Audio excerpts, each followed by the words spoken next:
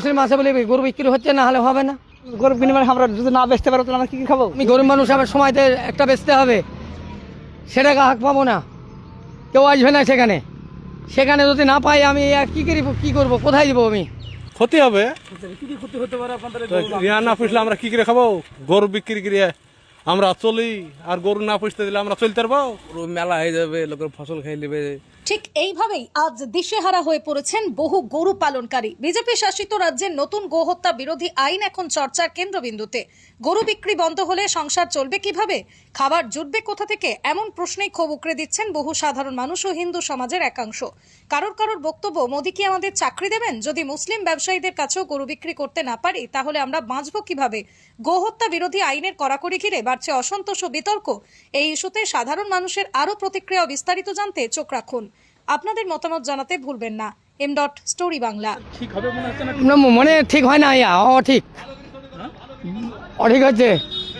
মানে আমি গরিব মানুষ, আমার সময়তে একটা বেচতে হবে, সেটা গ্রাহক পাবো না, কেউ আসবে না সেখানে।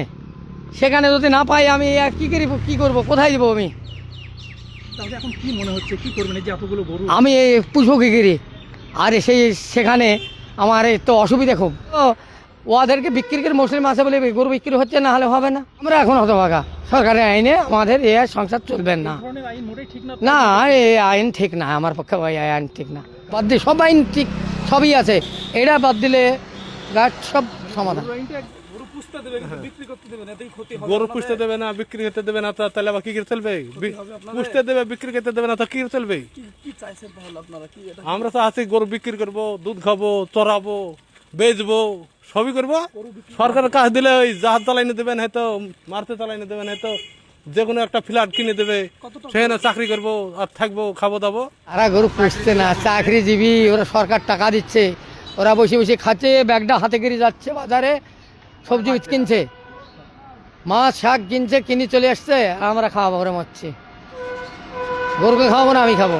গরু দেখা যাবে ছাড়িয়ে গেছে, সেই সময় দুধ নাই, সেই সময় আমি কি খাবো আর গরু কি খাওয়াবো? বিষয় বলতে গেলে আপনার ধরেন, মানুষ পুষি খাচ্ছিল, এখন যদি কোনো ব্যবসায়িক আসবে না ভয়ে কিনতে, এবার যদি না কিনতে পারে, আমরা যে পুষি খাবো, আমরা যে বছরে ধরেন দুটি একটা বেশি আমরা সংসার চালাই, সেই সংসারটা তো চালাতে পারবো না, তাহলে আমাদের তো অসুবিধা।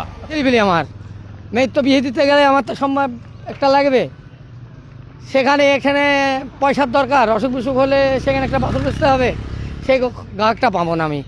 সেই গ্রাহকটা যদি না পাই তাহলে আমি কি করি? আমরা এখন হতভাগা, সরকারের আইনে আমাদের এই সংসার চলবেন না। আমাদের সরকারের আইন ঠিক মনে হচ্ছে না আমাদের। না, কি বলবেন তাহলে? এটা করা ঠিক হয়েছে? আমাদের এটা করা ঠিক হয়নি। আমরা গরু বিনিময়ে আমরা যদি না বেচতে পারবো তাহলে আমরা কি খাবো? আর 5টা আছে, একটা না বিক্রি করে সময় তো বেচতে হবে আমাদেরকে, আর পুষতে হবে আমরা। আপনার নাম? আমার নাম জগন্নাথ ঘোষ।